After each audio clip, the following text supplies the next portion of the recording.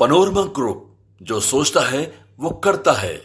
बिहार जो है वो एनडीए और महागठबंधन के जो घटक है आरजेडी, वो आज भी युवराज और राजा की तरह काम करते हैं। ताकत लगाई हुई थी तो आपने पहले तो इस्तेमाल किया बीमा जी को, बाद में बलि का बकरा बना दिया, परिवार को बर्बाद करने की। विधानसभा उपचुनाव के रिजल्ट आने के बाद राजद और जदयू दोनों के पांव तले जमीन खिसकती हुई नजर आ रही है। नमस्कार, मैं श्वेता और आप देख रहे हैं न्यूज वन नेशन। रुपौली विधानसभा उपचुनाव के परिणाम आने के बाद एक तरफ जहां जदयू और राजद की टेंशन बढ़ गई है, तो वहीं दूसरी तरफ निर्दलीय के शंकर सिंह की भारी मतों से जीत हुई है और अब पप्पू यादव, तेजस्वी यादव और कांग्रेस पर बरसते हुए नजर आ रहे हैं। पप्पू यादव ये कहते हुए नजर आ रहे हैं कि बीमा भारती को राजद सुप्रीमो लालू प्रसाद यादव, तेजस्वी यादव ने बलि का बकरा बनाया है। आखिरकार पप्पू यादव इस तरीके से भड़कते हुए क्यों नजर आ रहे हैं, चलिए हम आपको बताते हैं। रुपौली विधानसभा सीट पर राष्ट्रीय जनता दल को मिली करारी हार पर सियासी बयानबाजी का दौर शुरू हो गया है। पूर्णिया से सांसद पप्पू यादव ने आरजेडी सुप्रीमो लालू यादव और पूर्व डिप्टी सीएम तेजस्वी यादव पर निशाना साधा है और कहा है कि बीमा भारती को आरजेडी ने बलि का बकरा बना दिया है।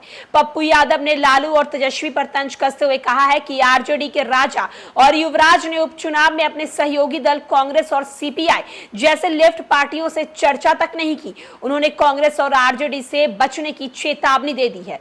पप्पू यादव ने शनिवार को मीडिया से बातचीत करते हुए कहा कि पूरे देश में विधानसभा उपचुनाव के नतीजों में इंडिया गठबंधन की जीत हुई है, मगर बिहार में घटक दल आरजेडी ने न तो माले, न तो सीपीआई, न तो सीपीएम को बुलाया और न ही कांग्रेस को अप्रोच किया। तेजस्वी यादव आखिर दिन रुपौली में प्रचार के नाम पर पिकनिक बनाने गए।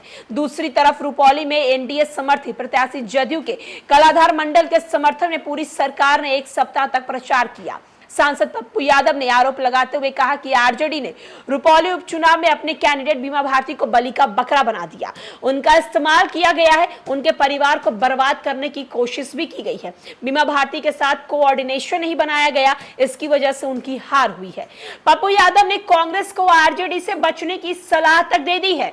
अपने बयान में कहा है कि बिहार में नीतीश कुमार की जदयू, लालू और तेजस्वी की आरजेडी से जनता का मोह भंग हो गया है।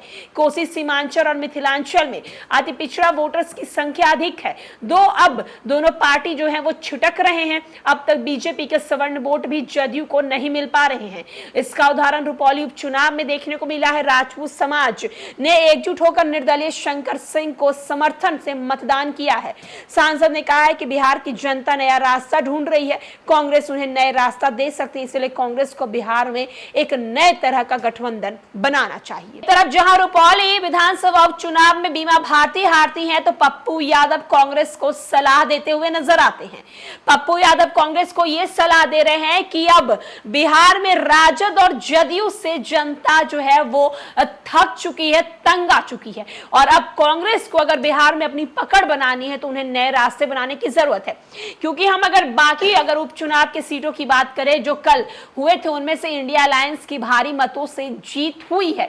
तो ऐसे में इंडिया अलायंस जो है वो बिहार में क्यों पीछे हट रही है, क्योंकि इसके मुख्य कारण राजद सुप्रीमो लालू प्रसाद यादव और तेजस्वी यादव है। अब देखना होगा कि पप्पू यादव के इस बयान पर राजद की तरफ से क्या कुछ प्रतिक्रिया सामने आती है।